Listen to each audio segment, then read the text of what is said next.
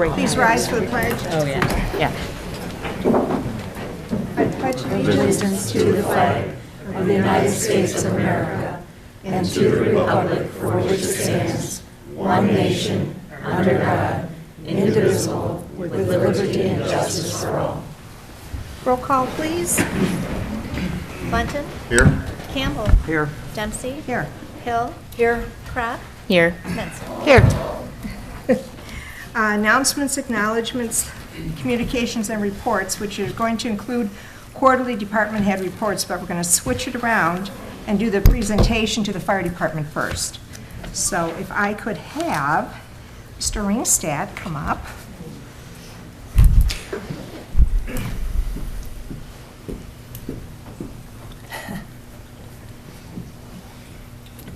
And we'll do the swearing in first. Who's next? Don't you want to talk into you want the a mic? microphone? Microphone? Want the mic?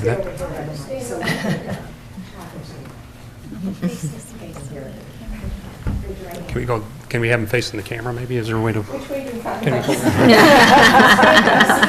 Yeah, we should have staged this better.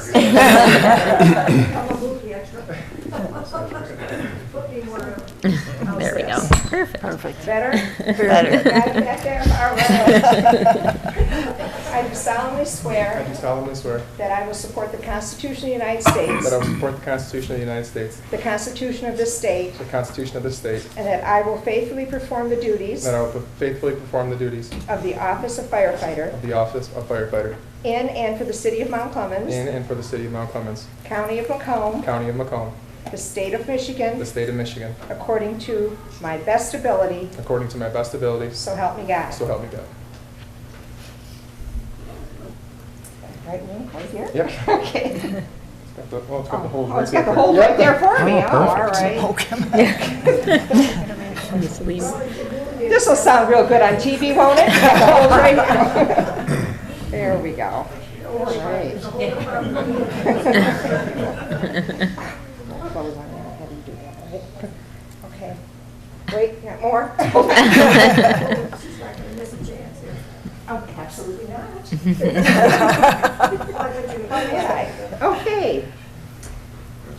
Certificate of Special Recognition for firefighter Josh Ringstad. Whereas this certificate is presented in appreciation for your commitment to serve the city of Mount Clemens as a member of the Mount Clemens Fire Department. Whereas Josh Ringstad has been a member of the Mount Clemens Volunteer Fire Department since September 2007. And whereas on March 28, 2016, Josh joined the Mount Clemens Fire Department as a full-time firefighter. And whereas it is a privilege to announce that Josh is the 100th full-time firefighter hired in the city of Mount Clemens. Now, therefore, I, Barb Dempsey, Mayor of the city of Mount Clemens, on behalf of the City Commission and all its citizens, do hereby congratulate Josh Ringstad for this outstanding achievement and thank him for his service to his community. Congratulations.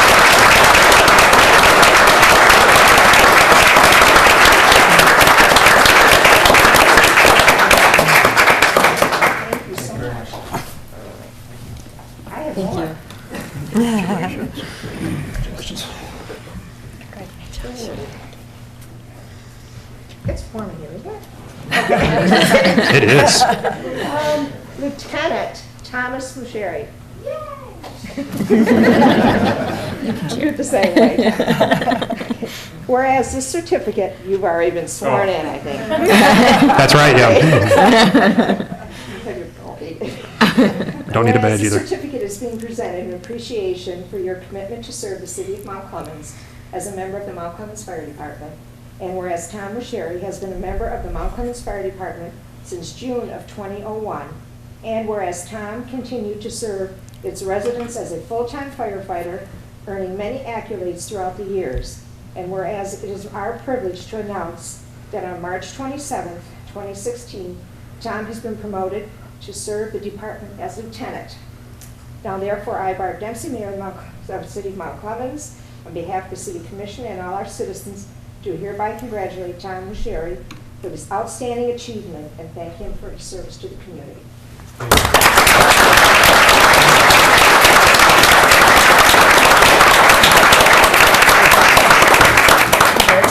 Congratulations. Thank you.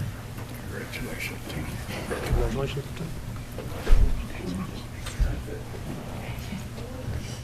Now we have Captain Greg Hoppy.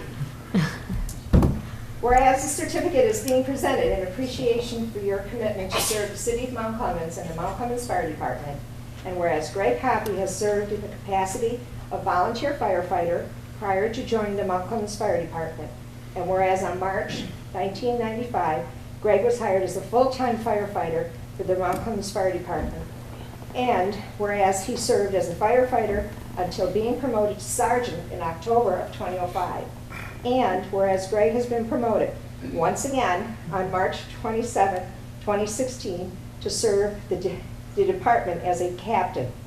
Now therefore, I, Barb Dempsey, Mayor of the City of Mount Clemens, on behalf of the City Commission and all our citizens, do hereby congratulate Greg Hoppy for his outstanding achievement and thank him for his service to our community. And I have something special here. Greg grew up in my neighborhood. I knew him when he was this high. So this is really quite a privilege for me to do this because he's such an outstanding young man. I'm so proud of him. Came a long way from eating breakfast at your house. So congratulations.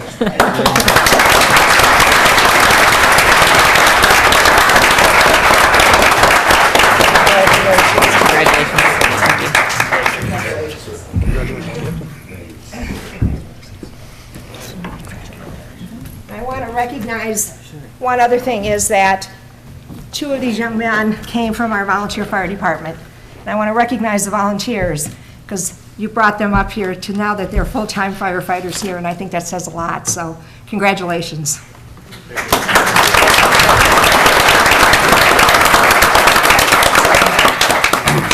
And the good news is we made it without a run while they were here, so we're tough.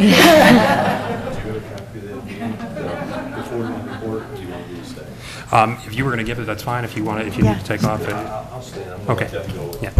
And also, we want to congratulate the families because we know how difficult it is for all the family members to have to deal with firefighters when they have to be gone, and many times on special occasions. So thank you for supporting your men.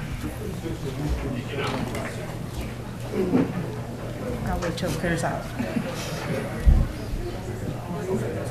This is very interesting. It is. Listen, my dear, Are you working? Is it not working?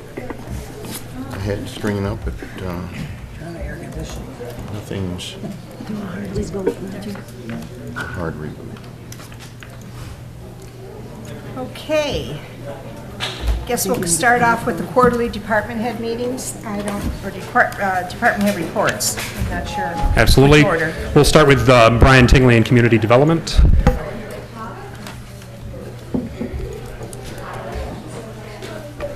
By the way, it's alphabetical, so.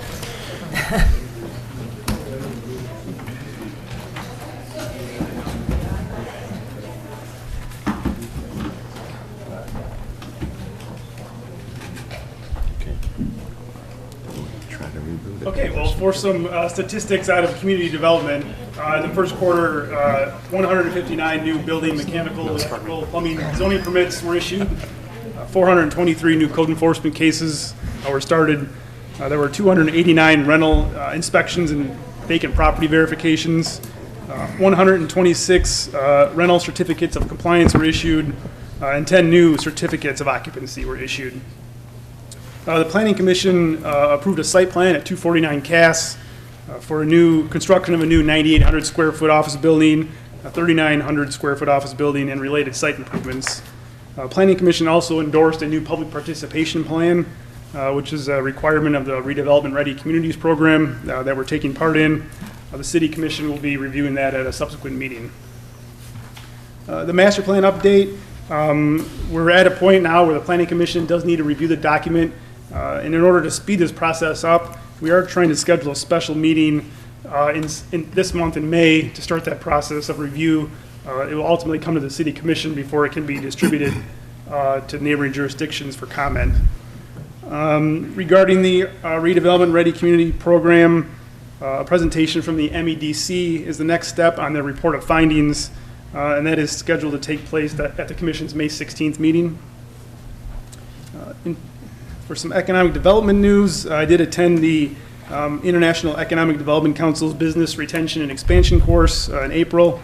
And then there is going to be a formal announcement next week on the city's new economic development initiative. So please keep your eyes and ears open for that. And that's all that I have. Thank you. Jeff Wood from Department of Public Services.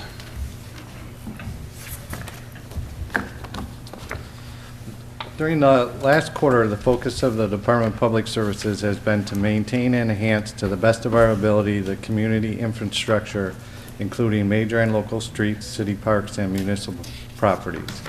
In conjunction with the Beautification Committee, the DPS assisted in the planting of a columnar oak tree at Seminole School in observance of Arbor Day. We met with multiple flower vendors to reserve stock for the flower planting in the downtown and at city buildings. We have began mowing over 150 acres of grass weekly. We have made some minor repairs to the brick pavers in the downtown. Met with the city's cement contractor and identified multiple locations to begin the street patching program. Had issued 1,892 parking citations, generating approximately $101,000 in meter revenue. Responded to 115 animal control complaints. Held monthly safety and training meetings with all DPS staff, and supplied services to over 15,000 persons utilizing the dial ride system.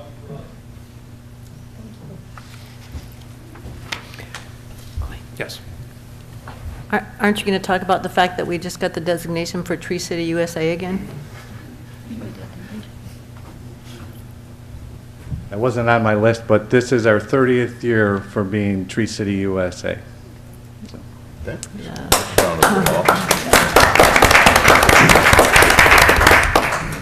That came out in a DNR report, so that went throughout the entire state of Michigan, that Mount Clemens was recognized for that. And it's actually alphabetical by department name, but I'm going to go slightly out of order and have our new captain, Greg Hoppy, provide the fire department report in advance of the finance, just because you never know, something might happen. It's been that kind of day, too. Right. Okay. I don't know, did you all get a copy of this? Did you get a copy of this? That wasn't circulated beforehand, no. Threw it together this morning, so I apologize for that. I'll give you the brief synopsis. This is going to cover the first quarter. We had 692 runs, 21 fire explosion calls. We had a couple of overpressure calls at the paint facility, Exalta.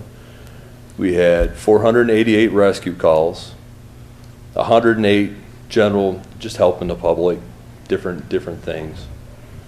42 false alarms, 31 hazardous condition runs, and another unspecified. I believe that was an animal problem. We've been involved. We've been trying to get a lot more active. For a long time, we kind of fell out just because of different things that were going on, and we've been trying to get more active. We've been involved with the DDA. We've done a lot with inspection with Mr. Tingley's department there, and as you heard him say, there's a lot going on. We've been trying to get out. We're going out with the inspectors. We've been hitting the rental units. We've been trying to get out and get to some of these new businesses. We're getting calls all the time, and it's hard to keep up to get the inspectors out so we can get everybody their C of O's and everything. We had a couple structure fire. We had a structure fire just the other day. The guys got there real quick and knocked it down. We were able to keep it just to a room of contents. We're averaging 231 calls per month, and those are just the calls that we're making. There are, I'd say, probably on average 20 to 30 calls a month that we're not making because we're getting multiple runs, and the engine's already committed, so we're not making. They're not fires. They're not fires, but there are multiple other calls, and again, we're just starting to see a huge upswing in town, which is great to see. And I know it makes everybody happy. And does anybody have any questions that I could answer for you? No, Okay. Thank you very much. All right. Thanks a lot. Thanks again for having us over. Congratulations. Thank you, ma'am. Next, we'll move on to the Finance Department with the Finance Director Treasurer Linda Kunith. Hello, as part of a little bit of a reminder from January, the Commission reviewed and approved the BSNA program Access My Gov Internet Service. which provides for tax and assessing data to be available online. We've seen a great deal of usage of that, a little less traffic in the building, or a little more educated kind of questions because people are looking online and asking. You can get that on the city's, a link is available on the city website. Again, it's www.accessmygov.gov.com. And again, tax and assessing information is available for free. The proposed budget has taken up quite a bit of this last quarter. We met with all of the departments to discuss the budgets for this coming year, starting in July 1st of 2016, going through June 30th of 2017. The budget was reviewed with the city commissioners during the month of April at 3 work sessions. The City Commission also approved a resolution to proceed with refunding the auto parking bonds, which are expected to yield a lower interest rate and save the parking funds over $150,000. The bond refunding will actually occur this coming quarter, so additional information will be coming as soon as we get those bonds refunded. The assessing department held 2 board of reviews on March 21st and 22nd and had 65 appeals. The winter tax payments were received through February 29th, and any delinquent summer and winter property taxes were sent to Macomb County for collection. There was an average of 2,200 water bills per month generated this past quarter, and staff continued to provide quality customer service with payments and questions. There are about 47 properties a month had delinquent water tax bills or broken payment arrangements, and they were shut off. When they were turned back on, the city collected an average of $14,000 per month for those water shutoffs. That's how much revenue was generated with those. Staff continued to work with Human Resources to complete year-end forms like W-2s and 1099s, and work with PM Group for the employee health insurance. We've had quite a few discussions with that through the budget process, and switching dental and vision plans at the same benefit level but a reduced cost to the city. The purchasing department wrote and posted 29 bids on the Mitten and cable and city website, processed 2 insurance claims, 290 purchase orders, and called for 30 service orders pertaining to the city buildings related to a building issue of plumbing, electrical, HVAC, and such. The city completed upgrading to over 20 computers for repurposing, as well as installing new, which was planned in the budget. And to take advantage of Microsoft's free Windows 10 upgrade through July, the city has completed upgrading all of the computers to a Windows 10, all the computers that were eligible to be upgraded to the Windows 10 environment, saving the city down the road to pay for that higher level operating service. Thank you. Next, we have a couple of departments that I'm going to handle by virtue of people being unable to make the meeting this evening. We'll start with the Utilities Department. As you know, the city's had a lot of improvements in this area, and in conjunction with that, there's some information we'll share in this report.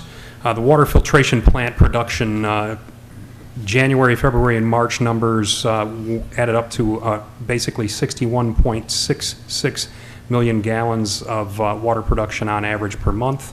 The wastewater treatment plant flow similarly was on average of 125.5 million gallons of treatment flow through that plant. In fact, during the month of March, the wastewater treatment plant experienced high flows because of rain as on top of melting snow. And the peak one-day flow that was treated at the wastewater treatment plant was 10.084 million gallons for that day, which is slightly over the rated capacity of the plant. We talked about it before in prior reports that were provided by the department head contractor, that in the past we were operating at well less than half of that capacity, and at the same time the retention treatment basin, or the RTB, was sitting at a full status because of other limitations that the plant was experiencing in equipment and other things.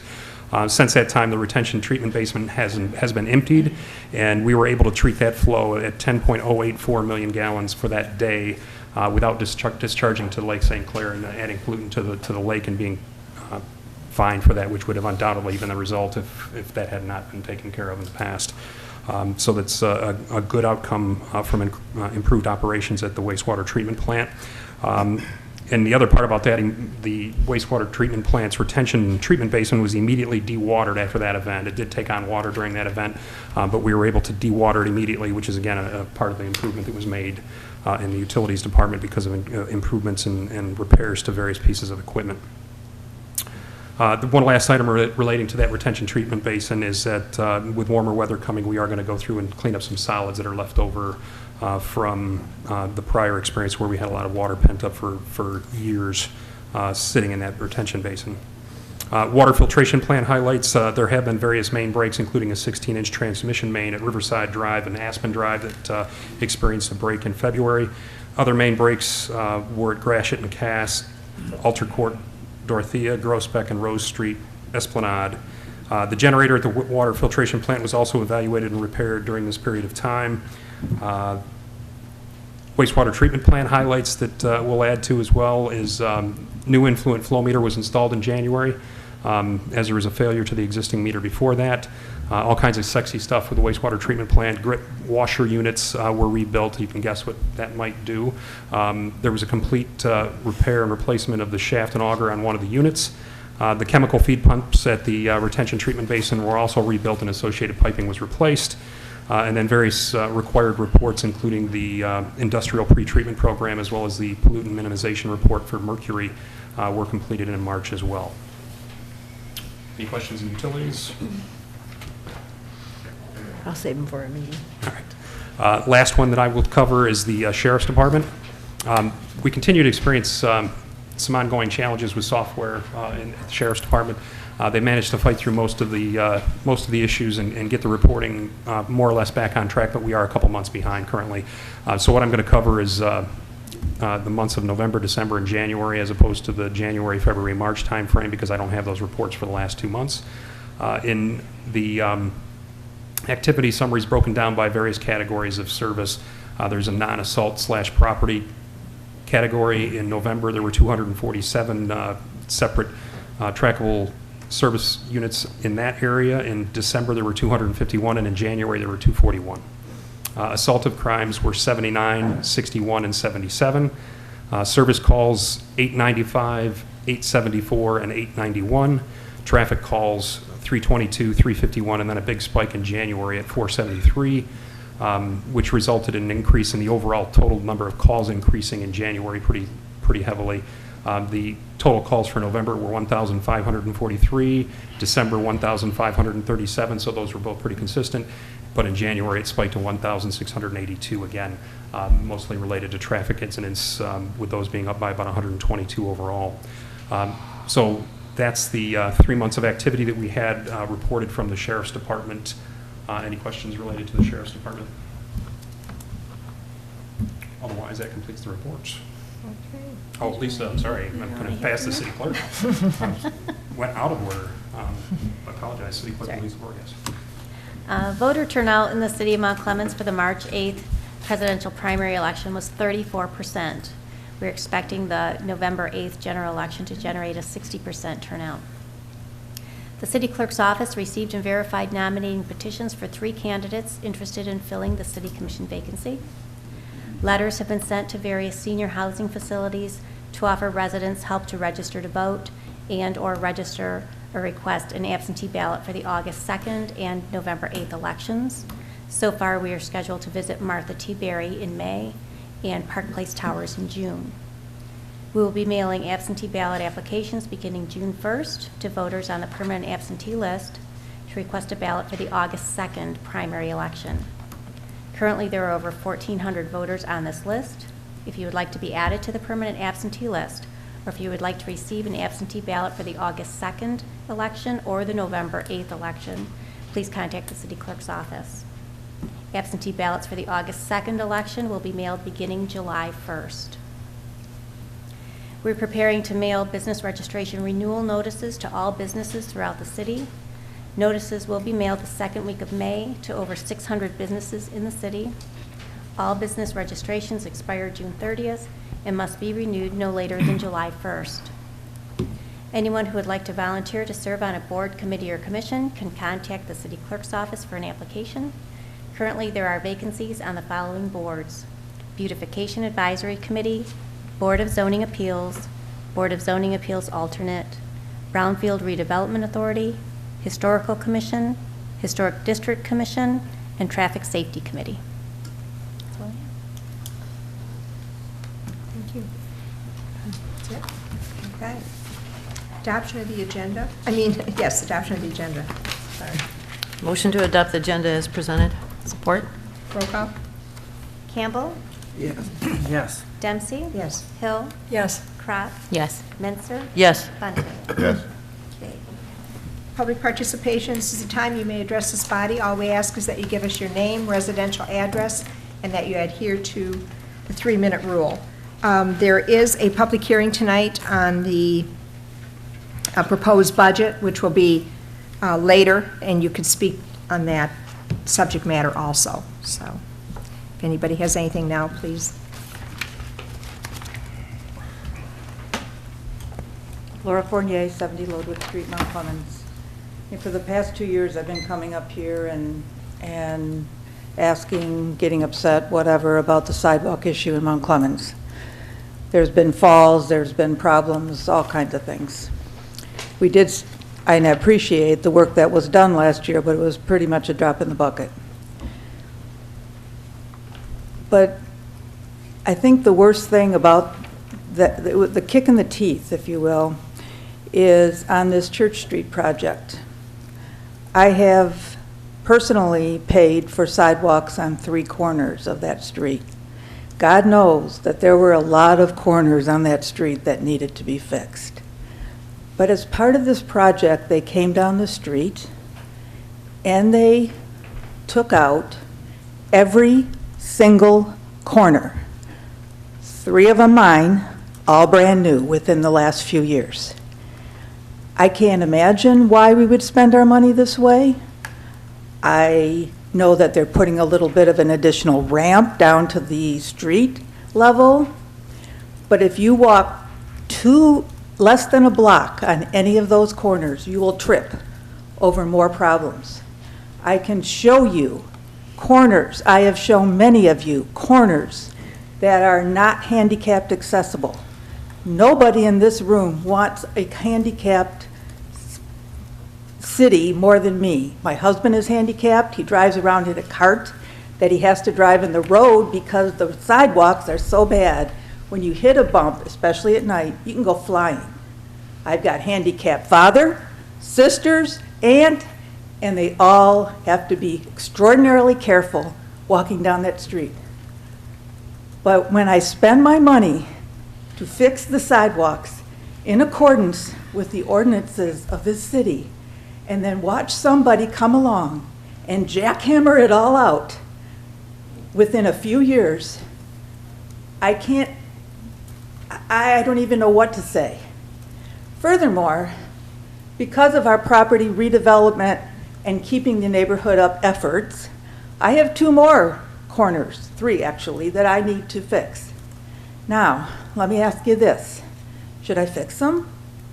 Or are you going to come along at a later date and jackhammer those out and replace perfectly good, uncracked cement with more?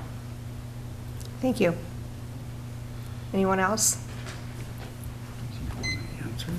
Would you like to answer that? Well, related to what happens with the corners, basically, when we have a work project going on in a road, we're going to go through and make the corners handicap accessible. And by virtue of that, there's often some issues that come up regardless of the shape of the concrete that's in the other squares, where in order to have the pitch correct and have it tie into the new improvement of the corners, we have to do some squares that might otherwise not need to be done except for that fact. So that's the first thing. And then related to the other items, You inspected those corners. in relation to the other corners that are going to be in play with future road projects, that's something that would be dependent on future road projects happening. Yes, And Jeff. that's, we can talk to you about what's potentially on the forecast for what's going to happen a few years down the line, but it's difficult to forecast because we get funding sources that come in for different projects that haven't been identified as of yet. So that's that's tough to forecast is how I would put it. And I don't know if, Jeff, you have anything else to add? Yeah. I think there's more to it than Isn't it this. grant It's the money? federal government, there's more to it. It's not our money. So Church Street is being done with federal funds. It was a federal grant. The American Disabilities Act has changed, which changed the standard of an ADA ramp. I know that those were new and they look very nice, and however, they don't meet the current standard. And when I'm utilizing federal funds, they have to be brought to the current standard. And that's why those had to be redone, unfortunately. So, Thank you. Now you didn't notice, no one contacted us, nothing. And I would like to know on the other corner, what could be done. Okay, we'll get to that. Anyone else?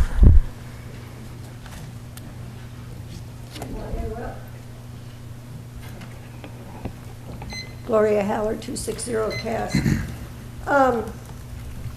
Micromanaging is a word that gets tossed around here a lot.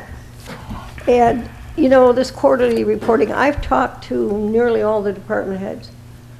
And without being quoted by name, they'll tell you, it's taken them time, hours. Now look, folks, if it's working, leave it alone. If some particular department is falling apart or falling down on their job, bring them up to answer for the problem and to answer for their solution to it. But when things are running well with people who are, and I hear it all the time, these people are overworked and underpaid, and you're going to add to their work burden with micromanaging, because that's all it is. You bring them up here like you're, you know, they got to answer to you and answer to us. We residents didn't ask for it, and frankly, I don't pay to have my city employees bullied. So if a couple of you commissioners would like to get together and countermand the order to Mr. Brown so he can relieve these people of this excess nonsense duty, it'd be appreciated by we residents who are recognizing that they're being paid with money that's stolen funds anyway, being as it was that jacked up tax deal. Anyway, so stop the quarterly reporting. It's kind of, you know, we don't require it. Now, along that same line where people have talked about the city employees and they worry about the pension and so forth being paid and all these entitlements, did anybody ever stop to analyze? The residents never made these promises to these employees. I didn't, and nobody I know made the promise that they would be paid such and so, and their pension would be such and so, and their health would be. Those promises were made to them by their unions. So if the money's running short, tell the unions to start ponying up, because the residents are tired of doing it. I'm tired of making good on promises that was made on my behalf by the union, when if they'd asked me, I'd have told them no. Okay? Finally, I hear people complaining periodically about Rizzo. I think they do a superior job, because I live in an area that's really burdened with trash and stuff. And they, you know, first of all, think of the job. Bad weather, good weather, hot weather, icy weather. They're hanging on the sides of those trucks a lot of times. That's dangerous work. It's hazardous. They're picking up people's waste that God knows what is in it. If they leave a little mess, oh, if that's your biggest problem, God bless you. I hope your life stays that good. Because in my area, we can't get around to worrying about trash, because we have to worry about things like sleeping on a regular basis, being able to breathe without trouble, thanks to our zoning. Thank you. Anyone else?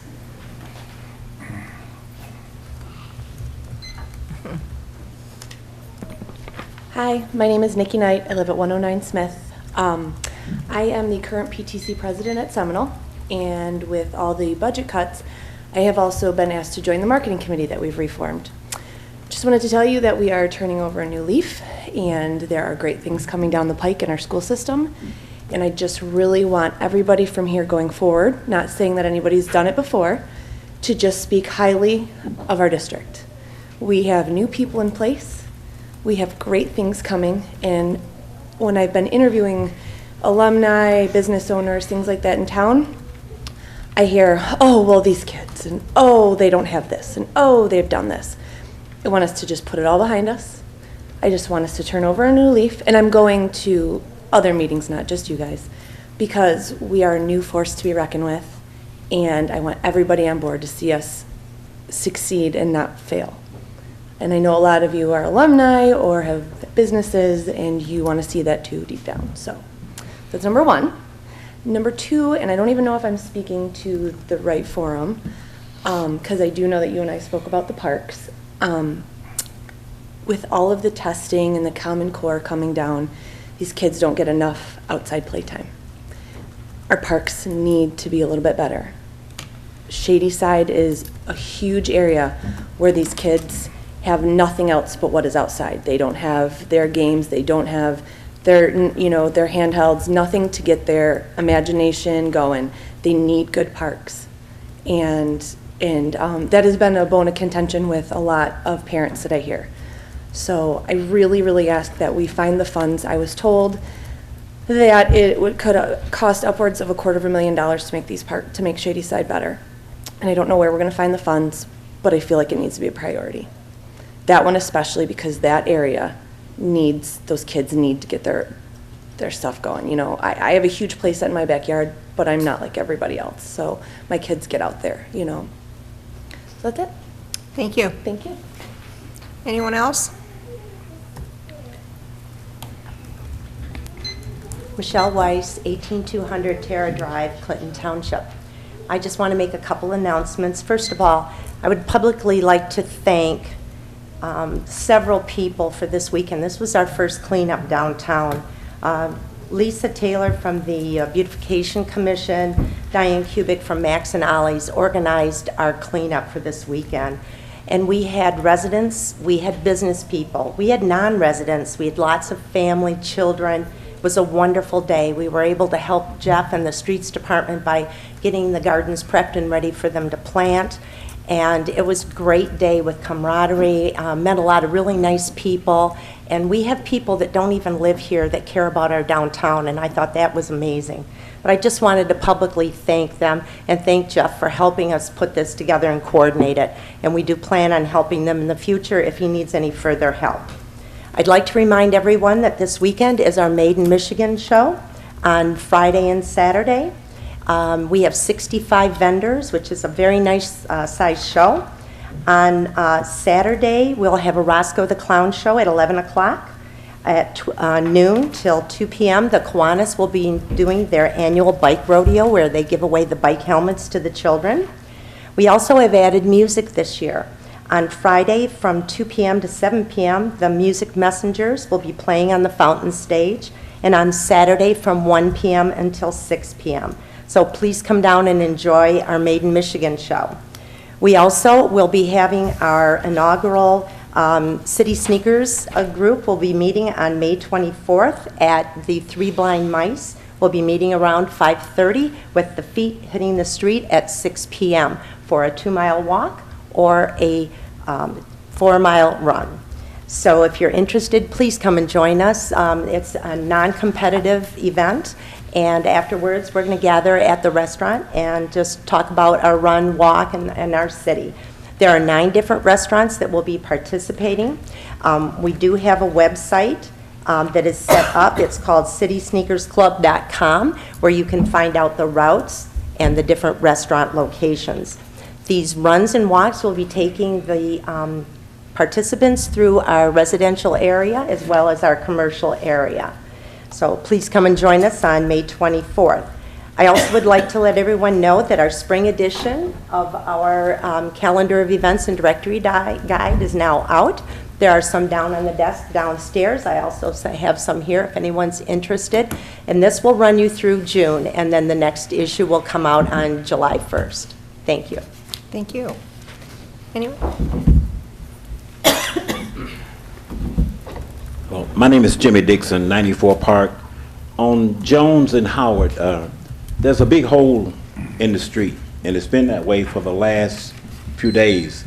And if someone come and move that sign from that hole, someone's gonna really get hurt. So something needs to be done right away. I know if it had been in another neighborhood, this would have been taken care of. So if someone can fix that hole, because it's right back of my house, and I go through there and I have to go around, and if someone move that sign and don't know that hole is there, someone's gonna get hurt. So hope it can be taken care of soon.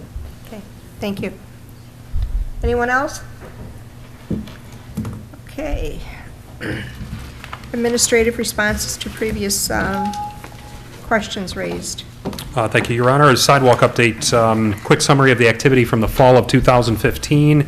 I'm going to refer to a couple of different pieces of activity. The basic activity, activity that includes the additional voluntary ads where people came forward and just volunteered to be part of the program. And then the last one, properties where the property owners did not have the city contractor do the work. So we started with basic activity of 44 properties, which totaled 176 squares or flags of cement. Voluntary ads added 7 additional properties, bringing the total to 51, and the total number of squares to 204, which is an additional 28 squares. And then finally, the properties that did not have the city contractor do the work, 4 additional properties were added for a total of 55. A total of 224 squares or flags were done. And the cost is not known for that additional work, obviously, because the work wasn't done by the city contractor. The basic costs on the basic activity as well as the voluntary ads that were performed by the city contractor was in the neighborhood of $23,000 from the fall of 2015.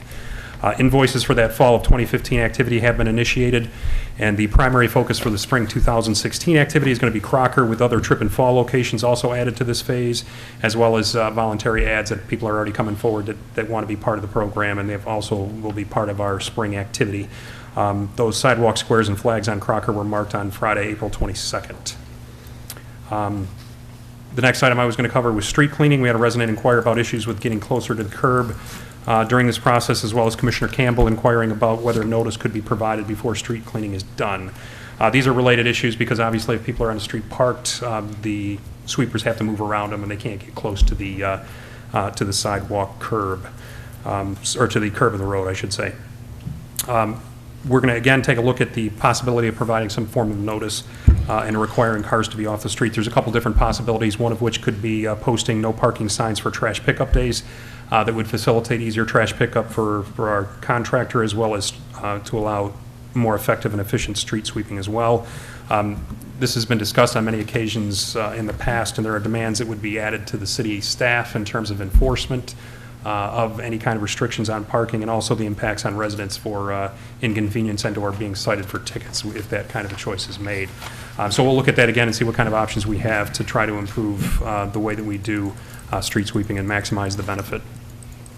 The third item covered sidewalks on Church, and I think we covered that earlier, so I'm going to skip on to the fourth. Public transportation issues. We had a resident come up that mentioned something about smart buses that are not full in Mount Clemens. This is an off-site issue with public transportation buses. The first thing is that SMART utilizes a certain vehicle size, a 40-foot bus typically, to allow for handling capacity needs throughout the run. So if you're at the beginning of the run or at the end of the run, much like an elevator, you're going to be starting off with few riders or ending with few riders as people have completed their trips earlier in the run. So when you're at the end of a route or at the beginning of a route, you're going to have the experience of seeing less people in the bus, and that's something that SMART has kind of battled that perception issue over the years, but that's just part of doing business as a public transportation provider. The other thing that was discussed was the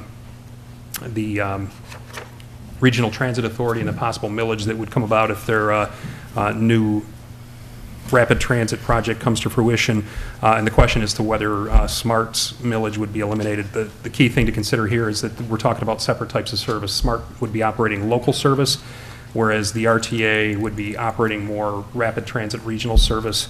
As such, you're not going to replace SMART service with any kind of a project that would be brought about through the Regional Transit Authority. So the SMART service would stay in place, as would the millage to support it. And if and when a new regional service would be added, it would have a separate millage that would be voted on and passed or not passed by the electorate when that happens. The plan is for a vote to take place in November, potentially to fund that kind of service. And then a related piece of information that was came to my attention after my drafting of this report, we had been in touch with SMART about couple of bus shelters in town on Main Street that were, quite frankly, a little dated and less than attractive, and whether we can get replacement shelters. We did have the first one installed on South Main, just south of Cass.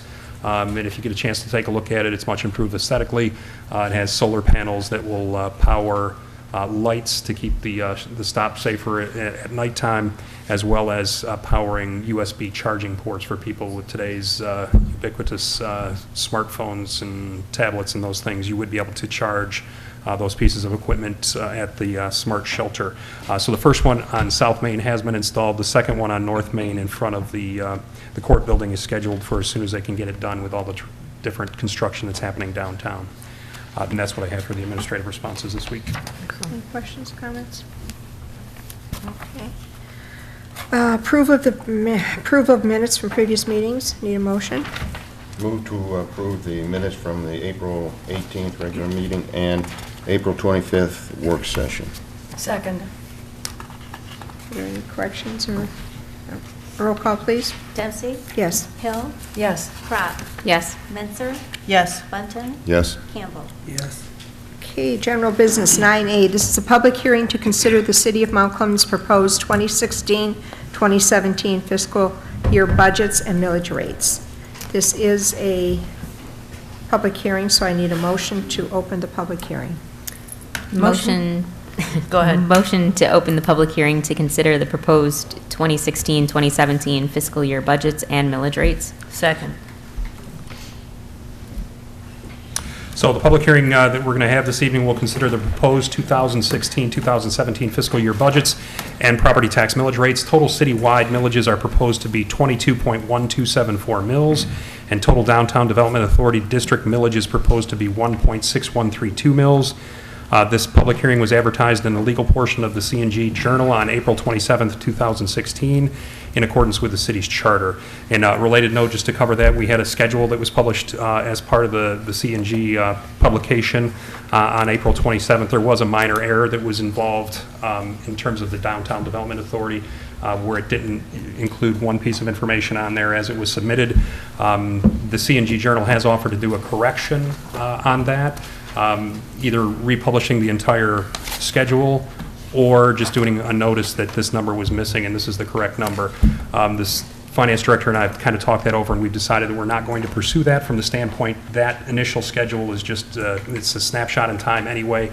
It's not what the final budget is going to be. By the time it gets placed in the C&G paper, it's going to be late enough that I think it would just confuse things, because it's going to be numbers that are no longer current. We're going to be dealing with current numbers at tonight's meeting. So that one minor mistake was made where there was a figure that was neglected to be included properly for the DDA, but we're going to chalk that up to a mistake. And as I said, the schedule is not going to be the same by the time any kind of a correction would be posted. So I just wanted to make that particular notice for Mayor and Commission and for the people at home that might have been particularly paying attention and caught that mistake. It is a public hearing. You may address this body on this particular subject matter, the budget.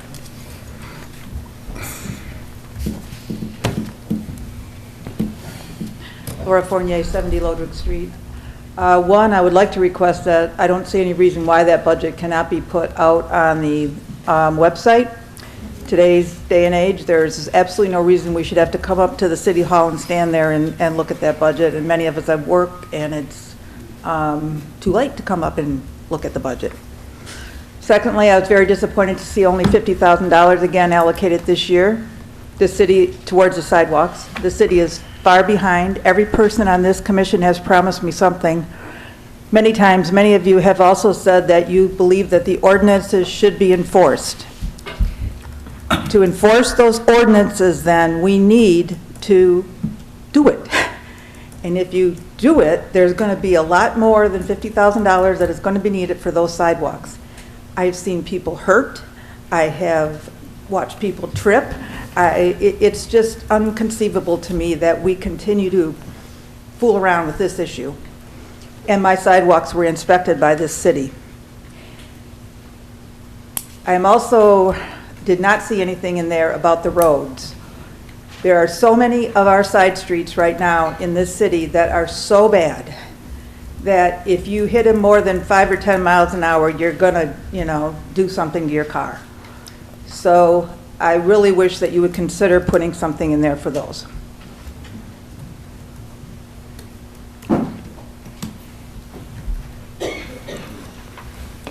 Gloria Haller, 260 Cass.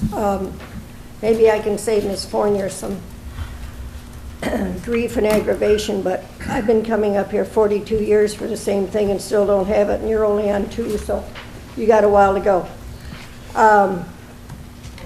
I was rather annoyed to hear that the TIF being considered at all. I mean, what are you folks gonna, you know, this hasn't been a city obligation since 2005 when the bonds are paid. And year after year, you give them their TIF. And now I hear it's going to be increased from the 50% up to 66 because he gave you a list of carrots that he's holding out in front of you.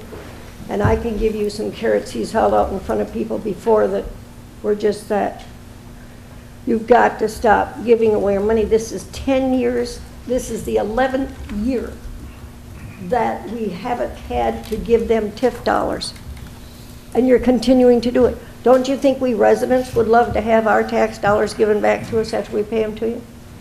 Hey, that doesn't happen, does it? Because we got to put it into the downtown because of some obscure reason. A lot of that was on his bulleted list, it can't happen. You don't have the money to do it. It's all fate. I don't understand why you don't see that. So, if you can bring yourselves to just remove TIF from the budget, that might be nice. And maybe 200,000-300,000 isn't a whole lot this year, but multiply it times the 10 years it's already gone on. You're into the millions. And it's wasted. What do we got downtown? A money pit, a bottomless money pit that until they approach it from a different angle and use what Mount Clemens is and has been, we're sitting on a 300-year supply of minerals that have been proven. In fact, when I took it to Dan Gilbert last year, his outfit had it tested. Those minerals are just as good as ever. We could do something if we actually, and I pursued the money. The city failed to follow up. Because I've always been told, well, we get the bath started, but there's no money. So I went and spent 4 months and $300 and some, and I found you a possible money source. Blew it off, so I guess you don't want that. So I guess money wasn't the problem. Sorry I spent my time, and more sorry I spent my money, because you're a waste. Thank you. Anyone else?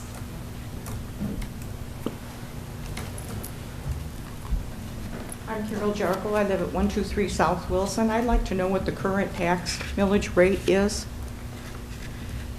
And I'd like to see the formula for figuring out how much that will affect our taxes in the coming year.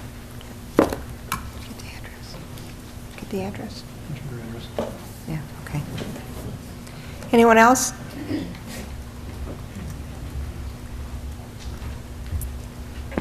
Hello, my name is Nikki Knight. I live at 109 Smith. I don't know if many of you are aware of this, but we will not be reopening the pool at the high school.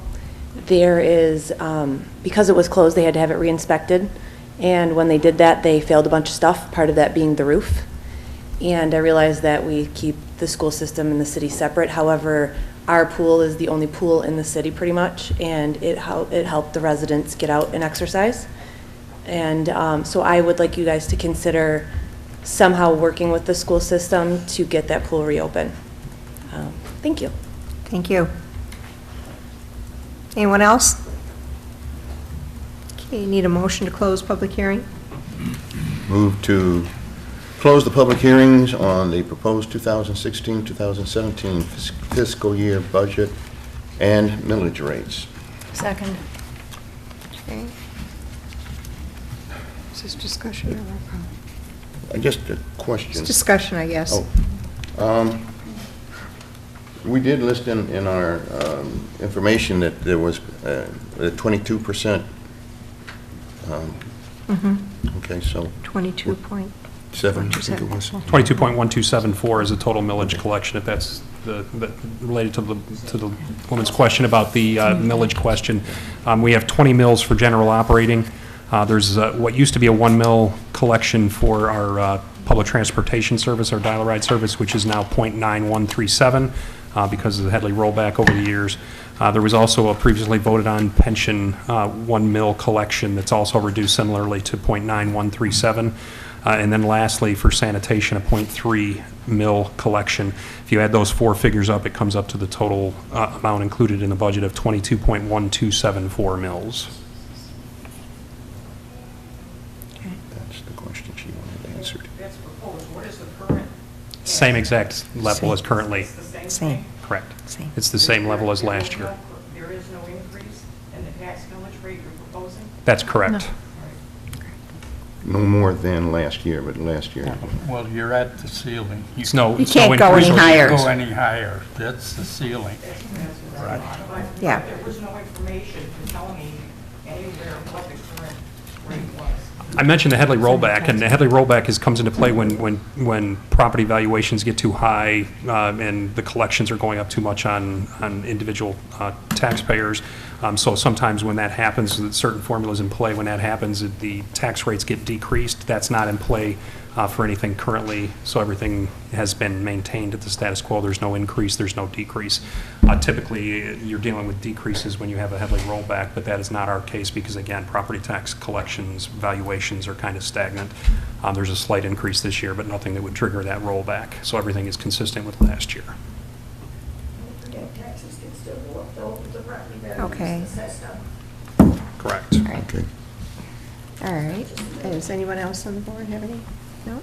Okay. Moving right along. 9B, approve purchase and payments of invoices. I move to approve purchases and payment of invoices as presented. Support. Are there any questions? Seeing none, roll call. Pratt, Yes. Menser, Yes. Bunting, Yes. Campbell, Yes. Dempsey, Yes. Hill. Yes. Consent agenda. Motion to approve the consent agenda as presented. Support. Roll call. Menser, Yes. Bunting, Yes. Campbell, Yes. Dempsey, Yes. Hill, Yes. Pratt. Yes. City manager's report. Few items for this week's meeting.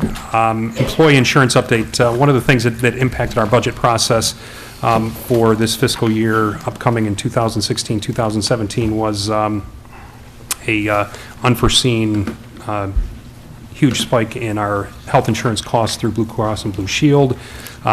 We continue to work on changes to our processes related to the insurance changes discussed during the budget work session on April 25th.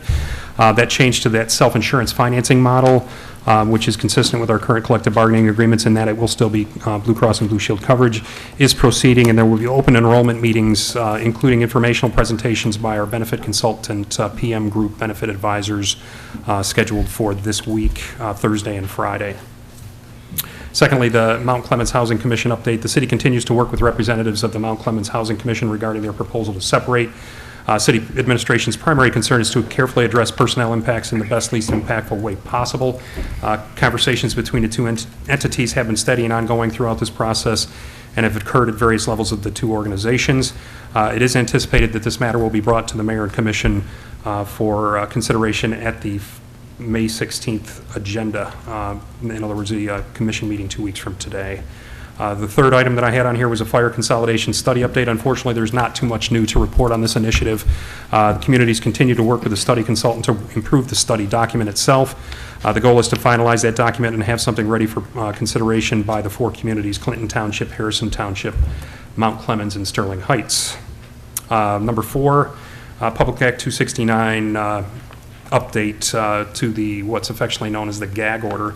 The United States District Court, Eastern District of Michigan, Southern Division, has entered a consent judgment permanently enjoining the Secretary of State from enforcing the Michigan Campaign Finance Act change that would have prevented local governments, et cetera, from communicating with residents on local ballot initiatives for 60 days prior to an election.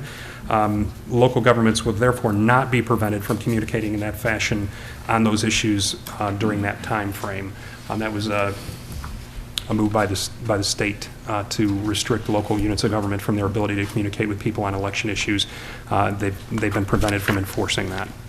The last item, commission vacancy update.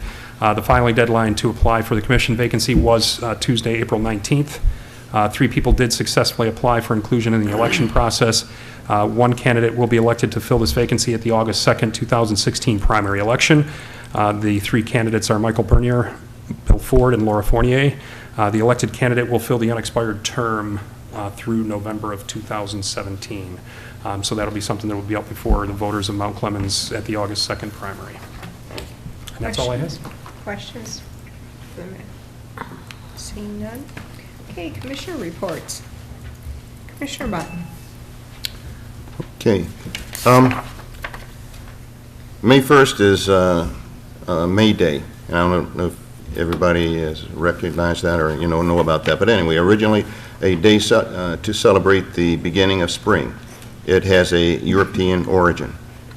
In the old days, it was celebrated with a maypole and many colorful ribbons wrapped around the maypole. The media has chosen to show a near riot of people protesting and a confrontation with the police as their feature story for May Day. It is my opinion that the media chose the worst event of the day to sensationalize it instead of recognizing it for the peaceful day that it was originally created, and that's just my opinion. May 5th is Cinco de Mayo Day, and a celebration of Mexicans' unlikely victory over the French in the Battle of Puebla. Anyway, don't speak Spanish well. Mexico, and that took place in 1862. The day is generally celebrated with traditional Mexican music and good food and fun. So those of you who celebrate Cinco de Mayo, have fun. Thanks to all who made Mount Clemens Community Coalition for Youth and Families Drug Take Back Day a huge success. We will give you the official count of how much we took in at the next meeting, but thanks to the community. Just want to encourage people to take advantage also of the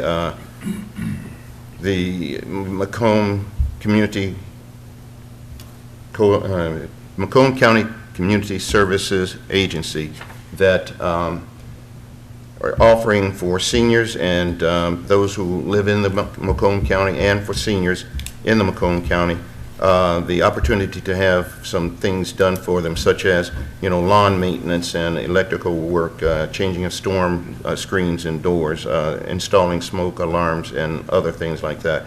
And the reason I keep reminding you of that is that if we don't use this, the money will be taken away. The state has the money provided for us, and if we don't use it, we lose it. So, next, I'd also like to give you my commissioner wisdom, and it runs like this. If you kick the person in the pants responsible for most of your trouble, you wouldn't sit down for a month. And that's by Teddy Roosevelt. Commissioner Menser. So, good things are happening in the Mount Clemens schools. High school freshman and basketball star Delano Williams has been named All-Conference in the Macomb Area Gold Conference Division. Congratulations to Delano, and thanks for doing your school proud. Sarah Bikes won a spot on the Macomb County Class CD All-Academic roster with a 4.0 GPA. She scored a 28 on the ACT, which is really high. She will study broadcasting and communication arts in the Honors College at Central Michigan University. She is a senior class president, as well as the president of the Student Assembly in the National Honor Society. She took first place in the essay and oratorical speech contest sponsored by the Mount Clemens Optimist Club this year. She's a 13-year Girl Scout, and she collected 1,800 pairs of socks for the Macomb County Warming Center. So we'd like to say congratulations, Sarah. You should be proud of your accomplishments.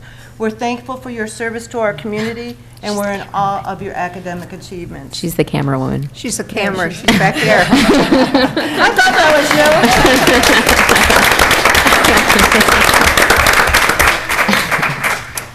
you. Seminole Elementary is starting a gardening club for its students.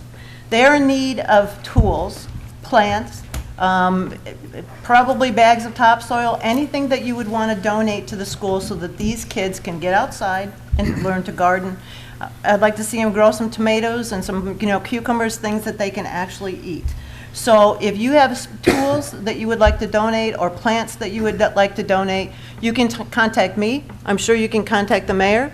You can contact Nikki Knight back here, president of the Parent Teachers Organization. I see Julie Frusciano in the corner back there. You can drop off your donations at the school. Please consider helping out with that. It's a perfect time for them to get planting right now. It'll keep things active over the summer for them, and it'll teach them the chain of food, and it'll also teach them about volunteerism and how much their community cares about them. On Friday, May 20th, the Macomb County Community Action Center will host the Macomb County's largest senior expo at the Gibraltar Trade Center. This free event runs from 9 to 1.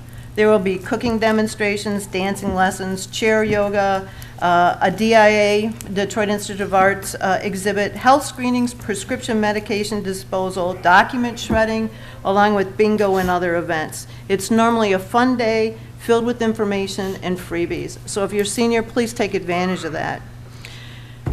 I'd like to say congratulations to our firefighters. Josh Ringstead is the first new firefighter hired here in about 10 years.